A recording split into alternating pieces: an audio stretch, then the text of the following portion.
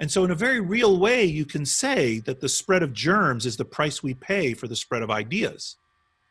That I come near you to work with you, to cooperate and benefit from working with you and learning from you. But now the virus or other germs exploit that to spread. But equally and ironically, it's the case that it's by working together and teaching each other things that we will beat the germ.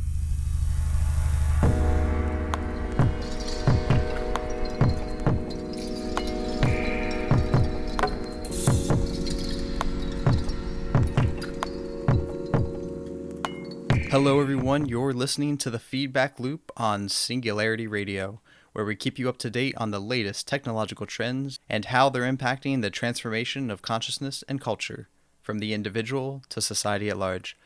This week our guest is renowned sociologist and Yale professor Nicholas Christakis, who was once listed by Time magazine as one of the top 100 most influential people in the world. He's particularly well known for his expertise on social networks, as well as his work exploring the evolutionary and socioeconomic determinants of behavior and health. Many of you might recognize Nicholas from his appearance on the Joe Rogan podcast, where he discussed his two latest books, Blueprint, The Evolutionary Origins of a Good Society, which was released in 2019, and his latest publication that came out just a handful of months ago, Apollo's Arrow, the profound and enduring impact of the coronavirus on the way we live. In this conversation, we'll be focusing heavily on his latter publication, Apollo's Arrow, where we explore how Dr. Christakis' unique background and expertise make him a prime candidate for discussing and explaining the ways the coronavirus, COVID-19, is impacting and will impact humanity. It was truly an honor to get a chance to sit down with such an expert in the field and to gain some clear understanding about the subject that has been surrounded by so much constant misinformation. So without further ado, everyone, please welcome to the Feedback Loop, Nicholas Christakis.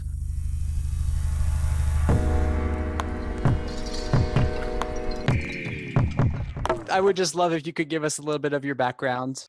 I'm a physician and a social scientist, and for quite a number of years now, I've been studying human social networks and how the structure of human social interactions affects our experience of the world. Here I'm talking about the mathematical structure, the way networks are organized, and have been studying also processes that spread on networks. Germs can spread on networks, money spreads on networks, ideas spread on networks, emotions spread on networks, behavior spread on networks. And my laboratory has been doing experiments online and around the world with global health applications, looking at how to manipulate and understand these processes. So for example, if we're working in a developing world village and we're trying to get all the women, let's say, to vaccinate their babies, which women in the village do we have to persuade, given where they are in the social network of that village, such that if they vaccinate their babies, all the other women in the village will also vaccinate their babies? How do we create artificial tipping points, for example? So, I've spent a long time studying these things. And in 2009, we did some work on the H1N1 pandemic. And it sort of invented a new method of forecasting the course of an epidemic based on social networks, and published some papers. I had a little TED talk about that, how to using social networks to predict epidemics, or something like that was the title. I don't remember. And then my lab does a whole bunch of things. My laboratory at Yale, we work on, like I said, on these global health field trials. We work on online experiments. How can we reduce racism online? How can we increase cooperation online? How can we engineer social interactions in a way that makes them better, enhancing human performance and human goodness? And my lab also works in artificial intelligence, and how can we design bots, creating what I call hybrid systems of humans and machines, where we can program the bots with very simple AI. And because the bots have been dropped amidst a group of humans who are, of course, much smarter than the bots just act like a catalyst, lowering the activation energy, making it easier, helping the humans to help themselves, in other words, rather than doing things on their own. The bots just can be very simple, actually, and yet have very big impact. And we have another division in the group that does that does the biology of human social interactions, the genetics of friendship. How do we pick our friends? Why do we have friends at all? Why did natural selection equip us to have friends? The microbiome, we study the microbiome. So we have a big lab that does many things related to human social interaction, as you can see, from artificial intelligence to global health to the microbiome. Anyhow, I had a long-standing collaboration with some Chinese colleagues where we had been using big data techniques, phone data, to look at human mobility to study various phenomena in China. For example, after an earthquake, how does an earthquake disrupt social interactions? And they contacted me in January and they said, we have this data and there's this pandemic. And I was aware that there was an incipient epidemic in China, reading news reports in early January, but I hadn't really focused my attention on it.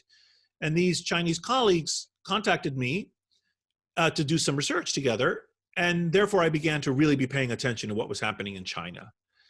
And then about 10 days after we started working together, the Chinese government closed Wuhan on the 23rd or 24th of January, and then Hubei province the next day surrounding it. And within a day after that, the Chinese government had put 930 million people under home confinement. 1 billion people on our planet were restricted to their homes as of January the 25th.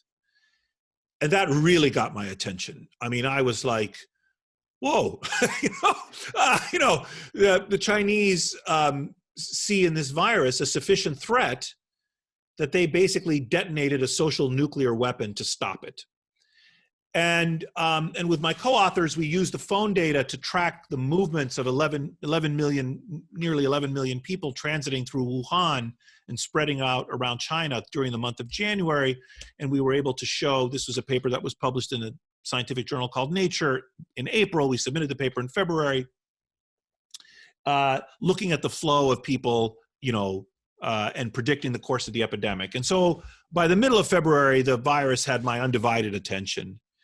And I knew it was going to be a serious pandemic.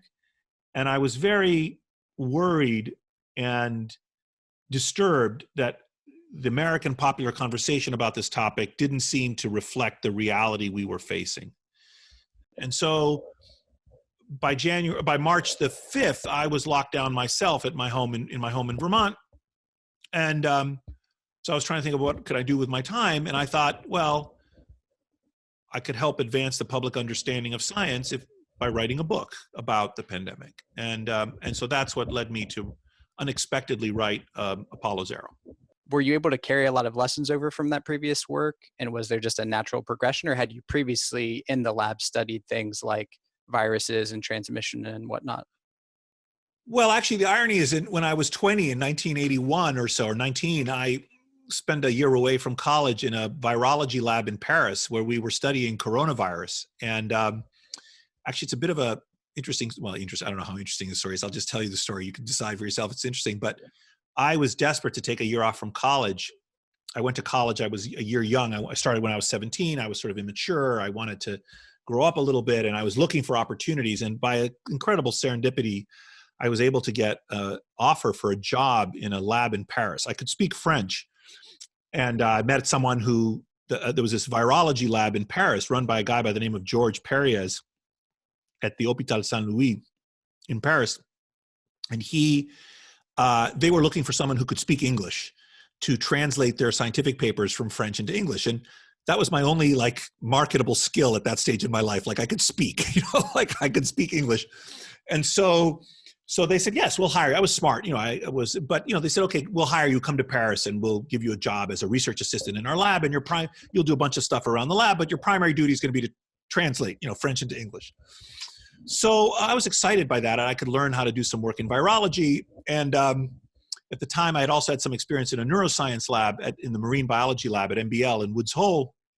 And I was at MBL, and in those days there was no internet. And so I got this letter back from this French virologist, and my postdoc that I was working with, sort of my supervisor, said, let's go to the library and figure out what this scientist does in Paris, what this crazy guy you're about to work for. So we go to the library, we pull the papers by Georges Perriez, and they were very interested in animal reservoirs of various kinds of viruses, coronaviruses, rotaviruses, and other viruses.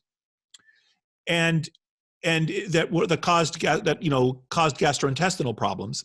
And so you're reading the scientific papers that described, they were studying the structure and function of these viruses, and they said research assistants were dispatched into the streets of Paris to collect dog feces, for study in the laboratory. And so my postdoc starts laughing, and he goes, this is going to be your job in Paris. He says, your job is not going to be to translate papers into English. Your job is going to be to collect dog shit on the streets of Paris. And that's exactly right. In fact, that was, what happened. I get to the lab, I land in Paris. It takes me a week or two to find an apartment. And I go to the lab the first day, and they said, yes, welcome, and they give me a little stainless steel pooper scooper, like a scientific pooper scooper. They said, go collect some specimens. So I had some virology experience, very limited, very early in my life. But as I mentioned earlier, we had also studied the spread of germs in social networks. We had looked at the H1N1 pandemic, for example, and we had looked at how, with my colleague Feng Fu, who's an applied mathematician at Dartmouth, and a number of other scientists, we looked at how viruses and behaviors spread simultaneously in what we call dueling contagions. So you have this biological contagion where the virus is moving across our social network ties, and you have a social contagion of like a behavior like wearing a mask or getting vaccinated that's simultaneously spreading. And there's actually some interesting mathematics there about differential equations and a bunch of other stuff. But anyway, it's a hard problem to figure out, like, how do you solve, what's the steady state in this situation where you have these competing, each contagion interferes with the other. And so we've done all this work on that. And of course, as I mentioned, we looked at all kinds of other spreading processes. And as you mentioned, I had done this book Blueprint, because a big part of my research agenda is trying to understand the deep origins of human social nature and of why we love each other, for example. Why are we endowed with the capacity for love, or why are we endowed with the capacity for a friendship? We form long-term, non-reproductive unions to other members of our species. Namely, we have friends. This is very weird. Other animals don't do this. I mean, we do it. Certain primates do it. Elephants do it, both Asian and African, and certain cetacean species. So natural selection has endowed us with this capacity, and also with other capacities natural selection has endowed us with. We act altruistically towards non-kin. For example, we adopt unrelated children. Other animals very rarely do this. We teach each other things. The listeners are probably taking it for granted that we teach each other things, but it's actually very weird that we teach each other things. Other animals don't teach. Most animals learn independently. They learn, an animal in exploring its environment is capable of learning. A little fish swimming in the sea can learn that if it swims up, it'll find food there. That's independent learning. Some animals also learn socially by observing other animals. So for example, you put your hand in the fire, you learn that it burns. That's independent learning. Or I watch you put your hand in the fire and see that you burned yourself. I gain almost as much knowledge, fire burns, but I pay none of the price. That's incredibly efficient. We do something even more than that. We actually teach each other. I teach you to build a fire. So all of these wonderful qualities that we have, and these are all the subject of research that we do in the lab, and also the book Blueprint that I had written, but they're also relevant, as it turns out, to the pandemic, because you see, the germ, we have evolved to form social networks and to live in groups because of the benefits of such social living, because of the benefits of social learning and the benefits of cooperation. We can work together to hunt big game, for example, and so on. But the virus exploits those social interactions to spread. If we were all hermits and lived apart, there'd be no contagious disease, right? If we lived atomistically. But we don't. We live in groups, in very specific kinds of groups, actually. And the germs have evolved to exploit this. And so in a very real way, you can say that the spread of germs is the price we pay for the spread of ideas. That I come near you to work with you, to cooperate and benefit from working with you and learning from you. But now the virus or other germs exploit that to spread. But equally and ironically, it's the case that it's by working together and teaching each other things that we will beat the germ. So the same qualities that we have that the virus exploits for its survival are the qualities that we exploit for our survival. And And so, in fact, all of this other work that you're alluding to that we have been doing in the lab over the years is in fact highly relevant to understanding what an epidemic disease is and what it does to a collectivity. Yeah, that's something that I initially was a little at odds with, I guess, when I was thinking about your transition from Blueprint to Apollo Zero. And then I started looking deeper and I started realizing how incredibly integrated our social behavior is with the pandemic. And it's one thing you pointed out, I think, in Apollo Zero is that there's a whole cultural side of the pandemic that we don't take into effect. And I think at one time, in one point in the book, you said, we culturally decide when the pandemic is over, in a sense. Even if the virus hasn't completely run its course, we can culturally decide to move on and say it's over. I guess I would love to hear your thoughts about how you think culture kind of influenced the way the pandemic affected us. Specifically, I know you mentioned that there are, the three shortcomings we have that kind of made us unprepared, which would be the denigration of science, the downgrading of expertise, and the loss of nuance. But also that there was an inability for policymakers to really be able to comprehend exponential growth. These are all things that kind of came along with us culturally that seem to kind of, I guess, subvert our potential for um, reacting in a necessary way to the pandemic. Yeah, you're highlighting one particular argument, which is that the germ happened to strike us at a moment when, in our society at least, and many other societies too, there was what I would describe as a sort of thinning out of our intellectual discourse. We were vulnerable because of the limitations in our ability to talk among ourselves in an effective way. And you had already identified some of the problems in our society. One you didn't mention is political polarization. The fact that we're very particularly polarized right now, and economic inequality is at a century-long high. Political polarization is at, I think, a near-century high. There is the denigration of science. Now, this is an endless problem in American society, but it's particularly acute right now, partly because scientists are seen as some kind of elites. I think it's a little bit like seeing federal judges as somehow elite, which is a bit nuts. I mean, we don't think of judges as elites, as somehow trying to feed at the public trough and exploit other people. We just think of them as umpires in a way. And now I know I'm partial because I'm a scientist, but, I like to think that scientists, at least when science is functioning properly, and of course there's a long history of science not functioning properly, of course, unfortunately, but in principle, we're just supposed to be umpires, right? We're just supposed to be a truth-seeking enterprise that is simply trying to figure out what is true and what is not, with as little ideology as possible. So there's a kind of denigration of science. There is a anti-elitism that I mentioned, which is also a bit odd if you really begin to think about it, because people like expertise in all walks of life. When you have a plumbing disaster in your house, you want an expert plumber or a mechanic or a cabinet maker or a surgeon or a scientist. You want, I need an expert epidemiologist right now. I need someone who has spent their whole life studying respiratory pandemics. That's what we need right now, and it's miraculous that we have, we've organized society to be able to provide us with that expertise. So why we have this antipathy to expertise is another thing. And then finally, and maybe most troublingly in some ways, is our loss of capacity for nuance. Things, you're with me or you're against me. It's black or white. It's people are not willing or able to tolerate shades of gray. In political topics, in topics where there's not certainty. Like, what exactly is happening with this problem? That we don't know exactly. It's subtle. It's nuanced. It's difficult.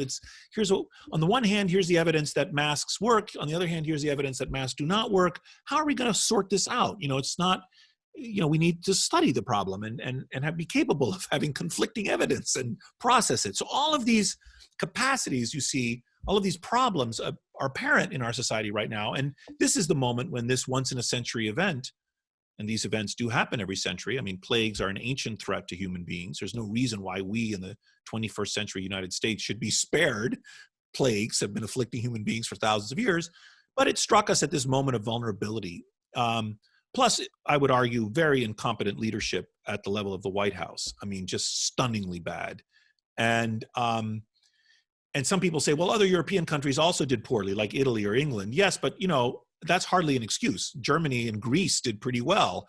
So did New Zealand and Taiwan. And of course, they're islands, I'd understand. But, and we're the United States of America. I have high hopes for our country. I would like us to do better than we've done. And, I think you can lay some of that blame at the foot of the citizenry. I think the American people were not called to action. They were not called to sacrifice. They were not briefed properly on what was the nature of the threat. They were not invited to be mature and resolute. And therefore I blame the citizenry, but mostly I blame our leadership that didn't, step up to perform these requisite duties. So yes, this cultural terrain was ripe for this particular kind of threat. And the virus, and then I'll shut up. The virus also had a number of fiendish properties, as luck would have it. It made it especially difficult to have a clear conversation. It wasn't just exponential growth, which is difficult for any human being to understand, and is always hard in epidemics because the experts are sounding the alarm, but the person on the street hears the expert and goes and looks around and says there's nothing's happening. The expert is saying we've gone from 2 to 4 to 8 to 16 to 32 to 64 to 128 to 256, et cetera, deaths. And the people are saying, yeah, but nothing is happening, right? And nothing is happening and nothing is happening and nothing is happening until all of a sudden a lot happens, right? Yeah.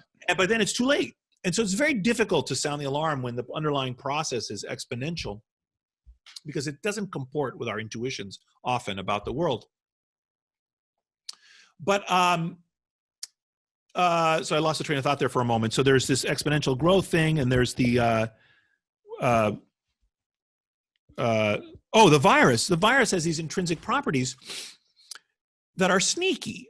Let me give you a couple of illustrations. So first of all, the virus kills about 1% of people that develop symptoms from the virus.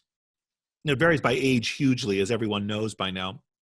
But nevertheless, in a population like the United States, about 1% of the people who get it and get symptoms from it will die.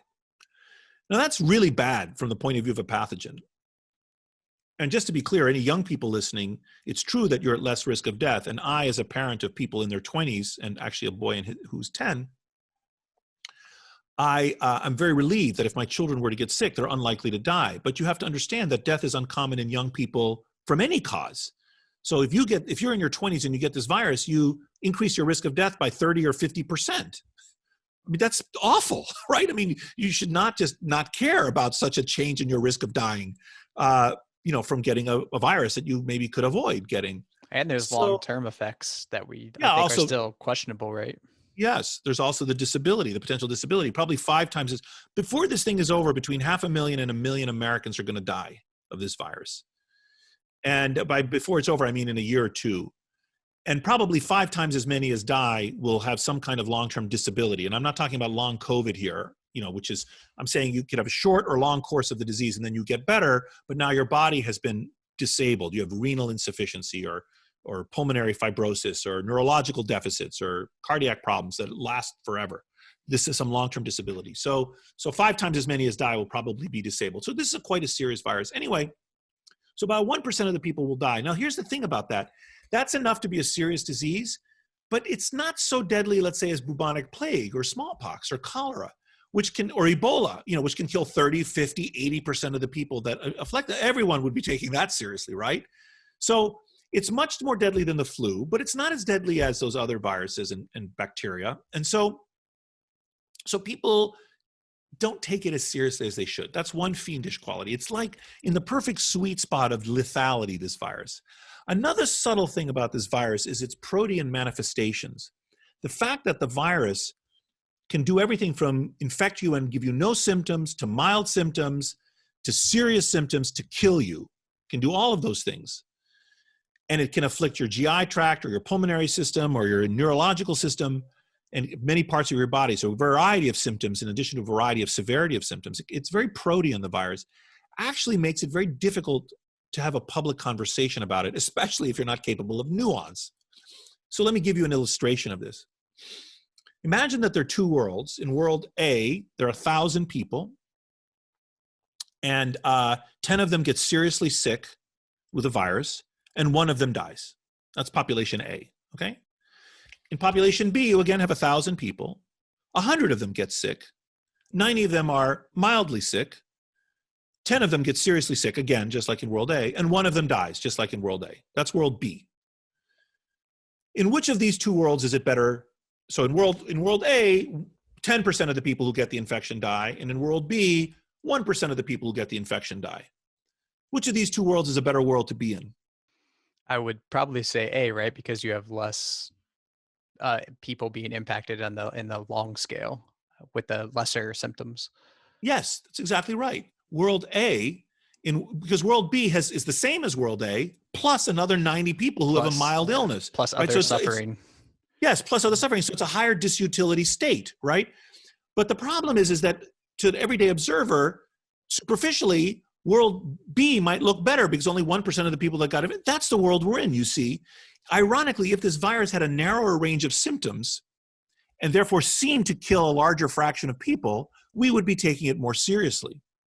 So there are all of these sneaky features of the virus that intersect with the cultural moment that we are in that have made it a very bad and difficult challenge for us, unfortunately. Yeah, that nuance doesn't make for a good meme, does it? No, and you need 3 minutes to explain it to someone. Yeah. Once you explain it, they understand it, but they need to be patient. It's not like, virus is not virus is nothing, it's a fake news, forget the virus, ignore it, or, it's a calamity, it's in between, you have to kind of tolerate a little conversation about it.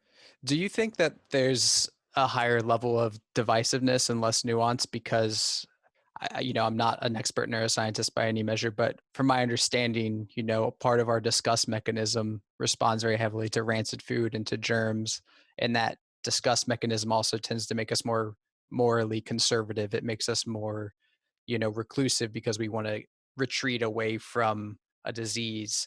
And I can't help but wonder if when something like this comes up, we all tend to retreat into ideology as a way to protect ourselves from viral ideas and a viral, virus. I don't know. I mean, I know the research you're alluding to, and I've lost track of where that research is. You're also alluding to Jonathan Haidt's very important work, Righteous Minds, and the different bases for moral assessment. And there are some ways in which liberals and libertarians and conservatives differ in what they privilege, what are the moral foundations of their reasoning. And disgust is a very important foundation for conservatives. And there has been some experimental work that looks at whether the notion of disgust can translate it into ideas. Like, let's say we evolved to be disgusted by feces, but, maybe that capacity for disgust, let's say, is now translated to be disgusted by concepts, like infidel religions or something.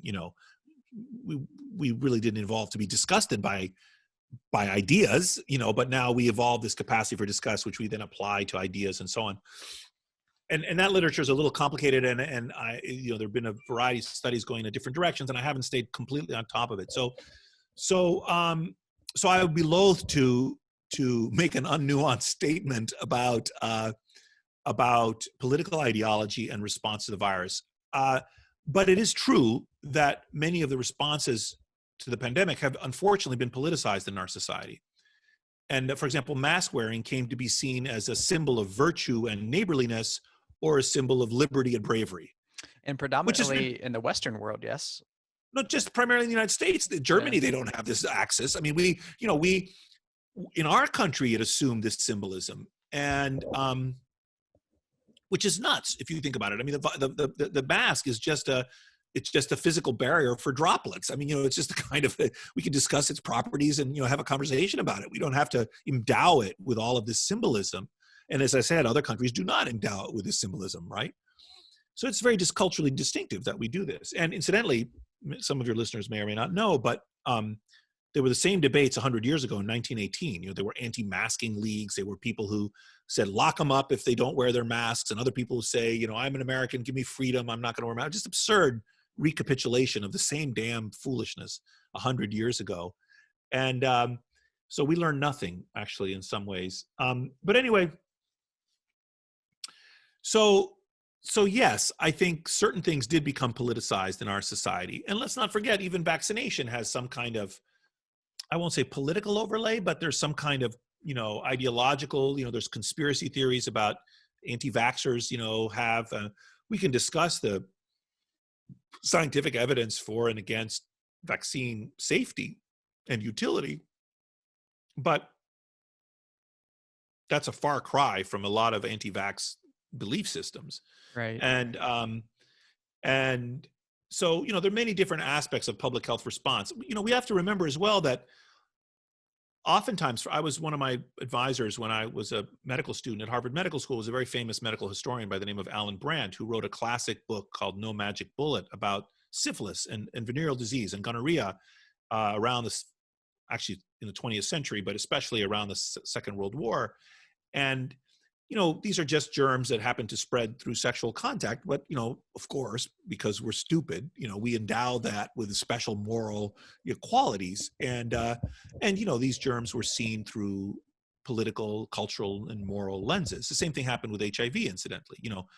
If the HIV, it was serendipity that HIV happened to take root amongst homosexuals in our society.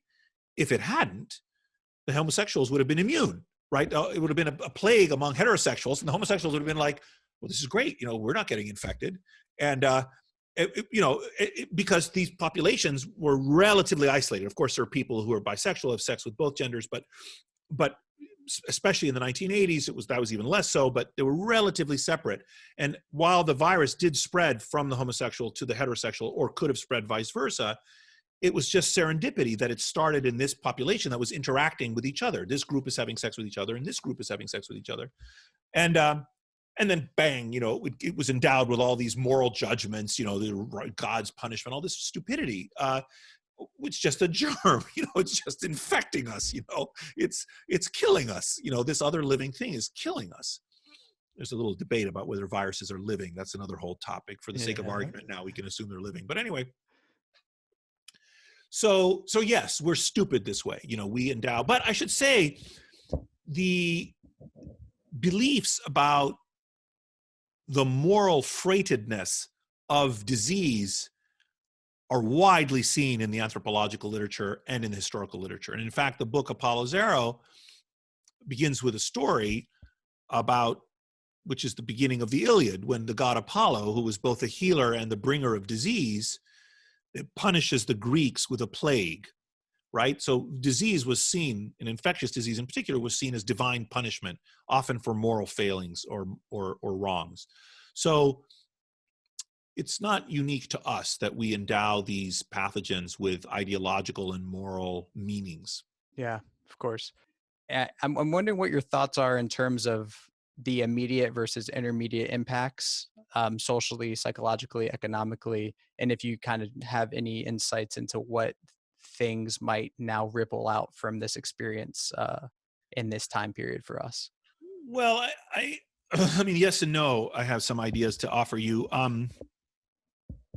I would say that there are three. We can divide the pandemic experience into three phases. First, there's the immediate period, which we're in now, which I think will stretch into early 2022, which lasts about 2 years. And that's when we'll reach herd immunity, which is this important epidemiological milestone where the epidemic force of the pathogen has now abated. The virus is still there. It can still affect us. It can still kill us, but it doesn't cause big outbreaks anymore because enough people have become immune such that the virus can't really create these epidemics. I can explain that more if you're interested. But to get there, there are two routes to getting there. First of all, we get there through vaccination, and we need at least 50% of the population to be immune, probably more now with this new strain of the virus that's more infectious. And so right now, probably 14 or 16 or 18% of Americans have so far been exposed naturally to the virus, and we need to get to 50%. And and we've invented this vaccine, which is miraculous. We are the first generation of human beings ever to have confronted this ancient threat of a plague, who has been able to in real time invent a specific countermeasure in the form of a vaccine. It's unbelievable what we've done. But we now need to manufacture hundreds of millions of doses and distribute them, which is not easy. And most importantly, persuade a minimum of 50% of people to take the vaccine. And all of that's going to take time. I would say at least a year, till the end of 2021, the beginning of 2022. And meanwhile, the virus is still spreading, right? And it's going to continue to kill us and immunize us. That is to say, we'll get it and acquire immunity from surviving it, a natural infection. So if we don't reach herd immunity artificially because of vaccination, we'll reach it naturally because of natural spread of the virus. Either way, it'll take about a year. But come 2022, we'll have reached this important milestone. And the epidemiological and biological force of the pandemic will be behind us. Again, to be clear, the virus is still going to be there and still circulate and still cause misery, but we're not going to have these huge numbers of people dying every day and so on. But then we have to recover from the clinical, from the psychological, social, and economic shock. Let's not forget, tens of millions of Americans are out of work. Millions of businesses have closed. Millions of children have lost days of schooling. We've had an enormous restructuring in our economy. People have moved from cities to rural areas and suburban areas, and on and on. All of these changes have occurred. It'll take time for us to recover from that. Plus, as we were talking about earlier, there are all these people who will have disability. If I think, as I said, between 500,000 and 1 million Americans are going to die of this by the time this thing is over, and incidentally, there'll be a third wave of this a year from now. The wave will be lower in amplitude because of the vaccine, but there will be a third wave. These respiratory pandemics come in waves. So by the time this whole thing is over, 500,000 to 1 million Americans will have died. 5 times as many, let's say 2.5 million Americans minimum, will have some kind of disability. Probably, we still don't know because only the passage of time will tell. But only 750,000 Americans have end-stage renal disease, for example, just to benchmark you. So 2.5 million Americans with some kind of disability is serious. That's a lot of people. So it's going to take time to cope with those clinical impacts, the social and psychological impacts, the children impacts, the economic impacts. We are borrowing money at an incredible pace against the future. We'll be at great risk for inflation, for example. So that'll take a couple of years, that intermediate period, to get through that. And then come 2024, I think we're going to enter the post-pandemic period. Now, typically what happens during times of plague is people become more religious. There are no atheists in foxholes. And we're seeing that in the United States right now. They become more abstemious and more risk averse. They stop spending their money, which we're seeing in the United States. Savings rates are way up. They avoid social interactions, which of course we're seeing, right? People, are staying at home. They don't interact. And what'll happen come 2024, when we're finally beyond the biological and socioeconomic impact of the virus, is that all of those trends will reverse. Religiosity will decline. People will relentlessly seek out social opportunities in nightclubs and bars and restaurants and sporting events and musical concerts and political rallies. Maybe some sexual licentiousness, for example. People have been cooped up for a long time. They'll start spending their money. Their risk aversion will return. So the risk aversion will decline. Their risk taking will rise. Joie de vivre will be back. I think in a way we're likely to have a kind of roaring 20s of the 21st century, similar to the roaring 20s we had of the 20th century after the 1918 pandemic 100 years ago, which of course was conflated with the World War I, so it's complicated. But even if you look at other examples, for example, after outbreaks of bubonic plague in Europe in medieval times, when the plague was finally over, unsurprisingly, people partied. Yeah. So I think it's likely we'll have something like that. There'll be an efflorescence of the arts, a kind of entrepreneurial zeal. There'll be a number of features of our society, I think, which will reflect a kind of release that we'll experience now that, the pandemic is over. And you think that Dionysian revelry will be like 2024? Is that what you said? Well, Dionysian is an excellent word for this. I think plus or minus. It's not going to be, and it's not going to be abrupt. It's going to be kind of slow. It'll grow on itself. But yes, I think we're going to see some kind of bacchanalia. After when it's over. And do you see, from the social perspective, given the work you've done previously, and I'm sure are still doing. Do you think we're going to see impacts from this isolation upon people, and farther impacts? Like, I think in the book you talked about women are staying home more to take care of the kids since the kids are home from school. You talk about potential for kids to even be, traumatized, having adverse childhood experiences. And a lot of adults right now, I think, are dealing with depression. I think suicide rates have gone up pretty much across the board. Do you think we're going to see a lot of issues going forward psychologically due to kind of the isolation and Yes. the fear of this period? Well, I don't know how long lasting they'll be. I mean, for the kids are being harmed, yes, unfortunately, and adults too, to some extent. But I think the adults will recover, and I hope most of the kids will eventually recover too. But yes, let's not forget, many Americans will lose loved ones, will lose their livelihoods, right? Many people lose their way of life. This is what plagues do. They deprive us of lives, livelihoods, and ways of life, and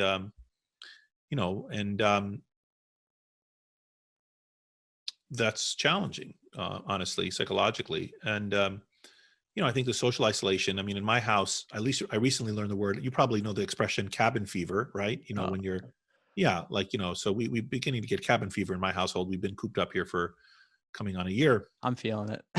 Yeah, I'm feeling it. Well, there's another expression I did not know, which I recently learned, which is shacky wacky. You've been in a shack, cooped up in a shack, and you're becoming whacked. So shacky wacky. Yeah, we're getting a little shacky wacky around here too, and maybe that's an Australian expression. It sounds like it would be. I don't know, but so I think there are some serious, but I think we will recover. I mean, one of the things that's really important to understand is that plagues always end, right? I mean, they end. And, we hear, you and I, if we were having this conversation a year ago, we wouldn't have been saying, oh my God, isn't it amazing the way our interactions in our society have been shaped by thousands of years of pandemic disease? We would just think this is normal life that we were having a year ago. And so I think, at some period of time in the future, people will again forget, what it is that we experience. This is, of course, masterfully captured in Camus' The Plague, right? I mean, he talks exactly about this thing, which everyone rejoices and forgets until, the plague comes back, which it does. And then they all doubt that it's back. Yes, of course, which is, again, we did too, right? The denial from the White House on down, large fractions of the population. And this is a very human but very immature response. Denial is a very common response because people don't want to believe this thing is happening. And but that's unwise. It's not constructive to engage in denial. But yes, that's also since time immemorial. And this is the other thing. All of these side shows to the pandemic. For example, we just talked about denial or grief. Plagues are a time of grief. People grieve the loss of their livelihoods, their jobs, or their loved ones, and so on. Or blame. It's always plagues bring blame of others. So with HIV, we blame the gays, or the Haitians, or the drug users, or whatever. And in a bubonic plague, you'll blame the Jews. They would round up thousands of Jews and they would put them to death. Because they blame them, which is absurd. Pope Clement VI, actually, astonishingly, during the first outbreak in 1347 or something like that, I don't have the date exactly right, but approximately then. Actually, if you read him, he was unbelievable for a Catholic pope. He said, people must stop killing the Jews because, he said, if they had been guilty of these accusations of having deliberately poisoned us with the plague and killing us, then of course it would be okay for us to put them to death. But there's no evidence that they have. And furthermore, he said, they die in equal numbers to us.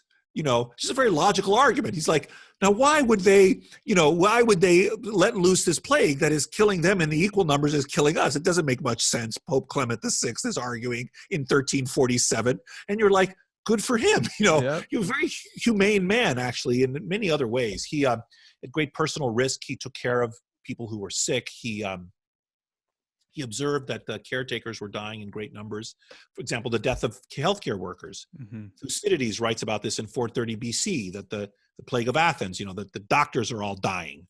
So this comes back too. So blame, grief, the death of healthcare workers, denial and lies. All of these qualities, all of these things that are typical of plagues, unfortunately, have been typical of the COVID-19 pandemic in our society as well. And I would have hoped, honestly, despite the deep humanity of these manifestations, I would have hoped that, as a wealthy, modern, information-free democracy, information-free, I mean the free flow of information, not absent information, that we would have done better in some regards. And, we haven't done as well as I would have liked, unfortunately. Yeah, it seems like it should have been a case that we had a common enemy, if anything. This also has been observed in the past, this notion that is plague a great equalizer? And in some sense, yes, the germ doesn't care who we are. It doesn't care if you're rich or poor, or black or white, or young or old. Actually, this germ does care if you're young or old, but, and it kills us indiscriminately. And you would think that we would feel sorrow for our fellow humans and recognize our shared vulnerability, and that it would heighten our ability to work together.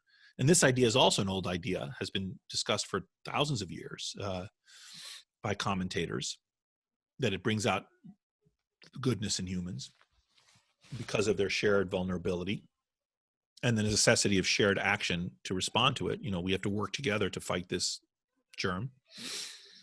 On the other hand, and all that's true in some sense, but it's also true that the germs are not equal opportunity killers. I mean, they kill the vulnerable among us. Mm-hmm. They kill the poor and the sick and the elderly and marginalized the prisoners and the hungry and marginalized communities, the weak. And so it's not quite an equalizer either, honestly. So it's a nuance. You have to have nuance to really talk about this topic. Yes. Speaking of nuance, I want to ask you a few questions from the community before I let you go, but I want to close with one point. Do you think there is any particular nuance that needs to be discussed more about COVID?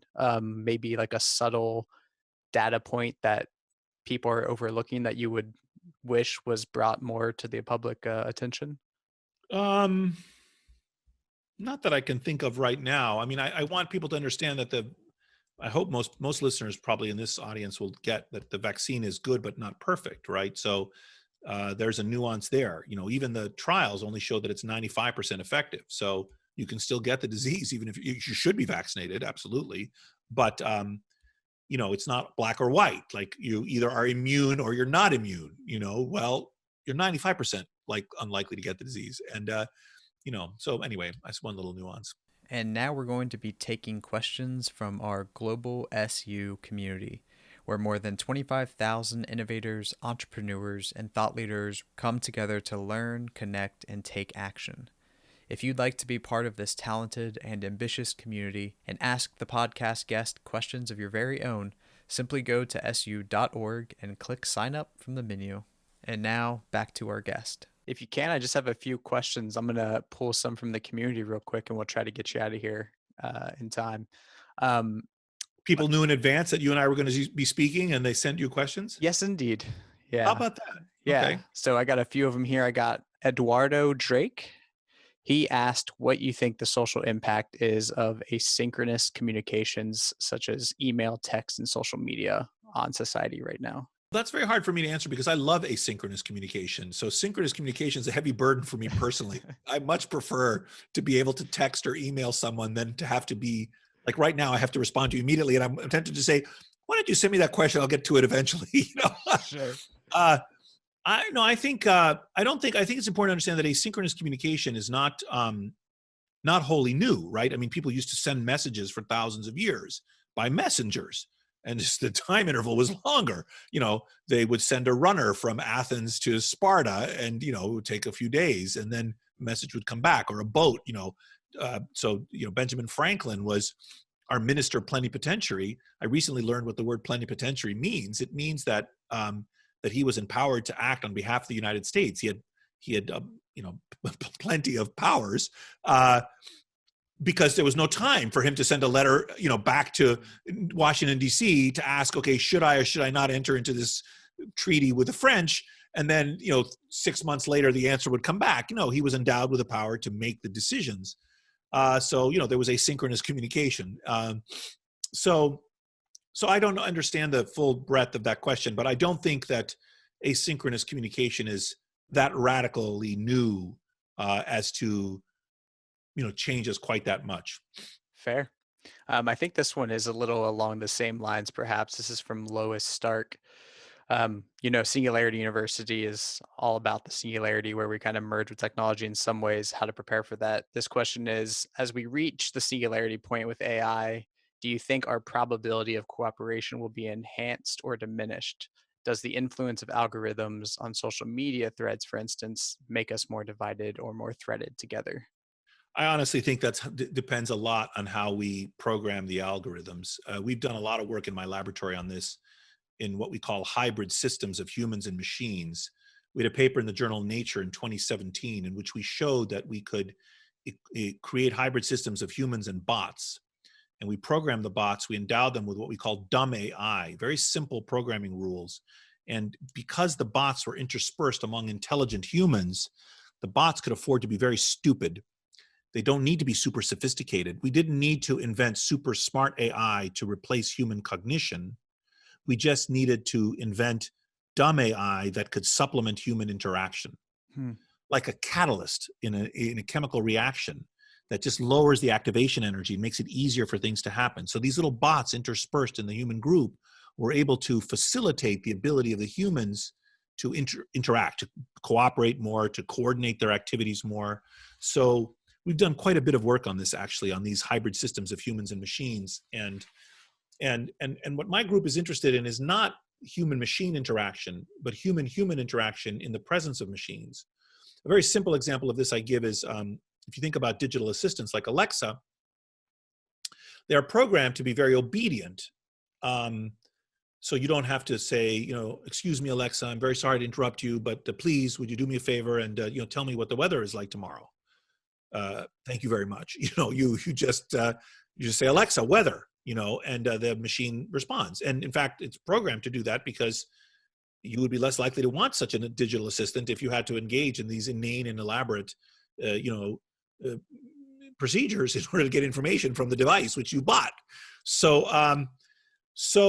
But when you bring that device, and then that's fine, you can program the device so that when it interacts human to machine, it has these properties. But what happens is when we bring these devices into our homes is our children, for example, interact with these devices and they learn to be rude. And then they go to the playground and they're rude to other children. Yeah. So the presence of the machine has changed human-human interactions for the worse in that case, but it can also do it for the better. So I think to answer the Lois, I think was her name, question, I think what my answer would be, it depends on how we endow this AI, whether it will enhance or degrade our capacity for altruism and cooperation. We've done quite a lot of experiments with Brian Scazzaletti's lab and with a couple of graduate students, Sarah Sebo and Margaret Traeger. We did some experiments with physical robots where we added physical robots to groups that were solving collective problems. And we showed that if we program the robots to express vulnerability, it enhanced the communication pattern of the humans among themselves. With Hirokazu Shirado, who is a former graduate student of mine now at CMU, we've done many papers and experiments looking at how the introduction of bots into human social systems can make them more cooperative, for example. It's very difficult to sustain cooperation in groups, and we were able to show that a bot with a simple Bayesian inference engine built into it was actually able to rewire the network around it in a way that enhanced, like knitting, making a little web of people in a way that enhanced the cooperation of the human groups. So that would be my answer to that question. That's fantastic. I really like hearing the subtle ways that you can think of AI as a glue and less of like a divisive structure, I suppose. More nuance. More nuance. Let's see. We have a lot of social questions here. We have one more social and one more pandemic one, and then we're done. Okay. I have Jonathan Kolber. He asked, what is it do you think that makes society strive towards cooperation and support rather than a society that is just based on people stuck in a shared location fighting for the primacy of ideologies?